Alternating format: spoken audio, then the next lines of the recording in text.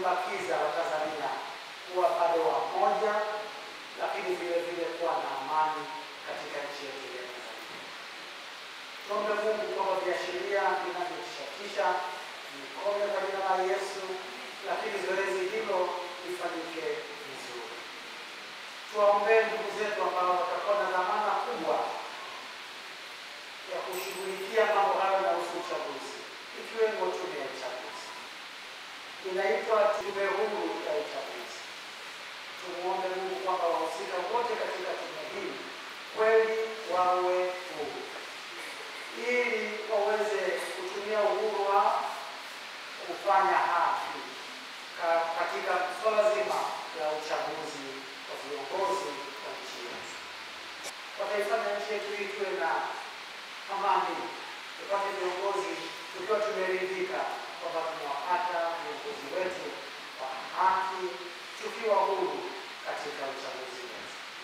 Tunapoachiwa kufanya kazi kwa uhuru, kufanya uchaguzi wetu kwa uhuru, heshima, tumeheshimiwa, tumetambuliwa kama sisi ni wananchi wenye haki, wenye uhuru wa kufanya maamuzi yanayohusu viongozi wanaohusu nchi yetu. Tuendelee kuomba Mungu ili zoezi hilo lifanyike vizuri kabisa kwa uhuru. Tunapofika Wakristo, tushiriki kikamilifu katika kuchagua viongozi wetu, na wale wenye sifa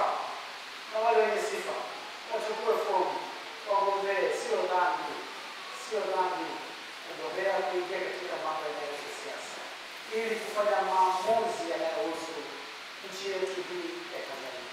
Tunataka kuona viongozi waadilifu, viongozi ambao ni watumishi, wanaojitoa na kujitolea kwa ajili ya watu wengine, sio viongozi wanaokimbilia posho kule na mishahara mikubwa.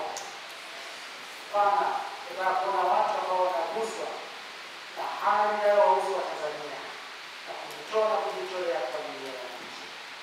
Nawatakia baraka za Mungu rohoni na mwilini katika Pasaka ya mwaka huu 2025.